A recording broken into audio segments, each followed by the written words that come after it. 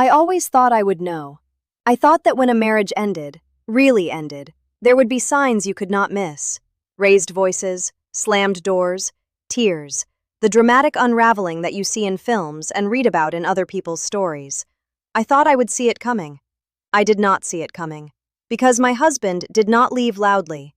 He did not fight, did not cry, did not give me a speech or a list of grievances, or a final devastating argument that I could point to later and say, "There, that was the moment." He smiled, picked up his keys, and walked out of our house in the calmest way I have ever seen a person leave anything. No anger, no tears, no last words, just calm. And that calm was the loudest thing he ever said to me. My name is Sarah. I am 36 years old. And this story is difficult to tell because it requires me to be honest about something most people are not comfortable admitting. I was the problem.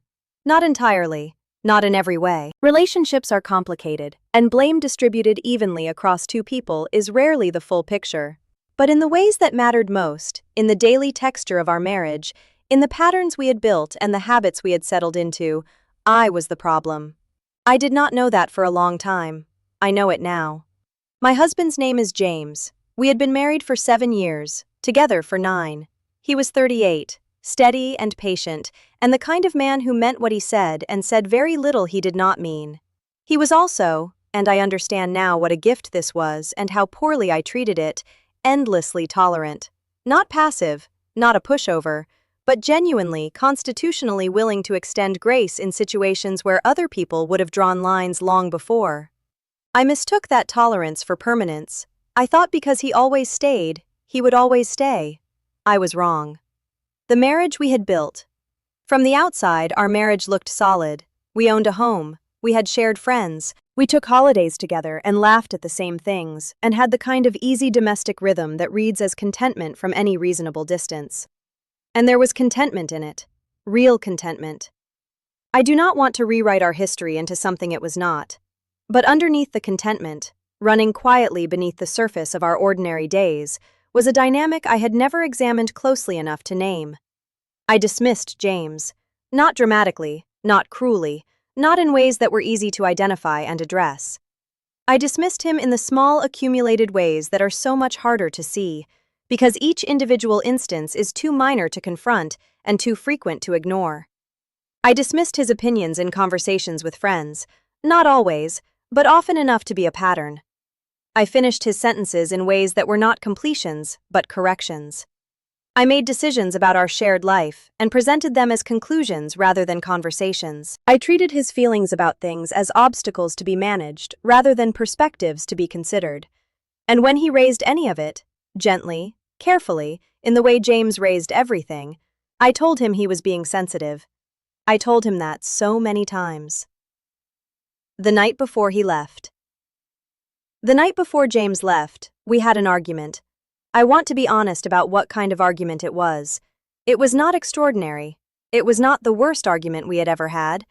It was the kind of argument that had become familiar over the years, the kind that followed a predictable shape. He raised something. I minimized it. He tried to explain. I redirected. He went quiet. I assumed the matter was closed. The specific content was about a decision I had made, a significant one, involving money we had both earned, without consulting him. I had told him after the fact. I had framed it as practical. I had been impatient when he expressed that he wished I had talked to him first. I told him he was overcomplicating something simple. He looked at me for a moment, and then he said, very quietly, "Sarah, I have been trying to tell you something for a long time. I need you to hear me." I told him I was listening, but I was already thinking about what I needed to do before bed. And I think, somehow, he knew that, because he stopped, mid-sentence, just stopped, looked at me for a long moment, and said, "Good night," and went upstairs. I stayed downstairs for a while, told myself he was tired, that we would finish the conversation in the morning. We did not finish the conversation in the morning. The morning he left. I came downstairs at 7:30. James was already up, dressed, standing in the kitchen with a coffee he had almost finished. He looked rested in a way that seemed strange given the night before, calm in a way that was different from his usual calm, deeper somehow, more settled. He looked at me when I came in, and he smiled. Not a performance, not a bitter smile or a sad smile or a smile designed to communicate something, just a smile. Quiet and real, and somehow more final than any expression I had ever seen on his face. He said good morning. I said good morning. He rinsed his cup, placed it in the rack, picked up his keys from the counter, and he said, "I think I need some time away. I'll be in touch." 9 words. That was it. No speech, no list, no tears or raised voice or dramatic exit. He walked to the door, opened it, and left. And I stood in the kitchen holding a coffee I'd just poured, completely still, for a very long time. The first few days.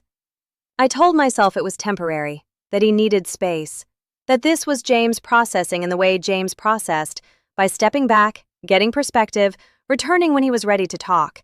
I had seen him do versions of this before, smaller versions, an evening drive, a Saturday morning where he left early and came back by noon.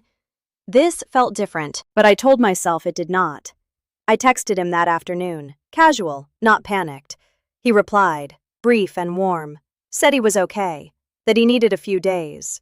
I gave him a few days. On the 4th day I called. He answered.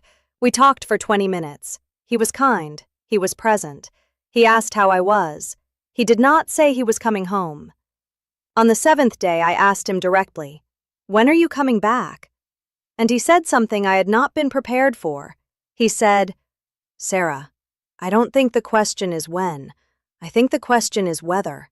And I'm not sure of the answer yet." What he said when we finally talked.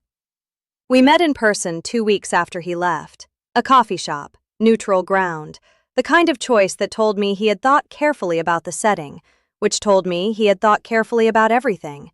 He was the same James, same face, same quiet manner, same way of choosing his words, like each one mattered. But there was something different underneath it, something that had not been there before, or something that had always been there and that I was only now capable of seeing. He was not angry. He was finished. Not finished with me, necessarily. He was not there to deliver an ending. But finished with a version of our marriage that had required him to become progressively smaller in order to fit inside it.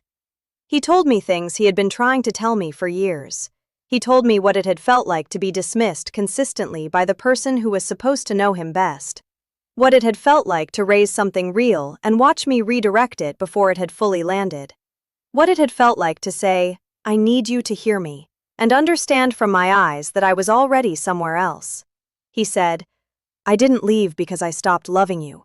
I left because I realized I had disappeared inside this marriage, and I couldn't find a loud enough way to tell you. So I left quietly and hoped the quiet would finally be something you couldn't redirect." I sat with those words for a very long time. What I had to face. There is a specific kind of reckoning that comes when someone you love holds up a mirror and the reflection is not what you expected. Not a monster, not a villain, just a person who had been so certain of their own narrative that they had stopped checking whether the person beside them was still inside it. I had been so sure I was a good wife. I had evidence, I could list it, the practical ways I showed up, the things I organized and provided and contributed. But James was not talking about the list. He was talking about the space between the items on the list, the moments where he had tried to exist fully in our marriage, and I had, without meaning to, without noticing, without any intention of harm, made that existence smaller. Facing that was the hardest thing I have ever done, because it did not come with the relief of a clear villain. It came with the much more uncomfortable recognition that ordinary thoughtlessness, repeated enough, sustained enough, does the same damage as deliberate cruelty, just more slowly. What we did. After James did not come home for 6 weeks. In those 6 weeks, I did something I had never done before. I got a therapist. Not couples therapy, individual therapy, because I understood that what James had described was not a problem between us. It was a problem inside me. A pattern of relating that had been running so long I had stopped seeing it as a pattern and started seeing it as just who I was. It was not who I had to be. What I learned in those sessions was uncomfortable and necessary, and ultimately the most important work I had ever done. James and I began talking again, carefully, differently, with a new structure that required me to actually listen rather than process and redirect. It was harder than I expected, and more possible than I had feared. Where we are now. James came home. I want to be honest, it was not a simple return. It was a negotiated one, built on conditions that were really just the basic requirements of being genuinely heard, things that should have been present from the beginning and were not. We are still together, still working, still having the conversations we should have been having for years. He still smiles in that quiet way. But it does not feel final anymore. It feels like him. And I have learned, finally, permanently, to pay attention to what his quiet is saying, before it has to say it by walking out the door. What I want you to know. If you are in a marriage where one person is always calm, where one person never raises their voice, never makes scenes, never demands to be heard in ways you cannot ignore, pay attention, not because calm is a warning sign, but because calm, sustained, consistent, slowly deepening calm, can sometimes be the sound of a person who has stopped believing their voice will land. The loudest exit James ever made was made in complete silence, with a smile, and a set of keys, and 9 words. Listen to the quiet people in your life. Really listen, before the quiet becomes a door closing behind them. If this story reached somewhere real, if you have ever been the quiet one who left or the one who did not hear until it was almost too late, drop a comment below. Both sides of this hurt in ways that are hard to put into words. Share this with someone who needs to hear that the calmest exits are sometimes the most permanent ones. Like and subscribe, because the next story is already waiting, and I promise you, it is one you will feel long after it ends. See you there!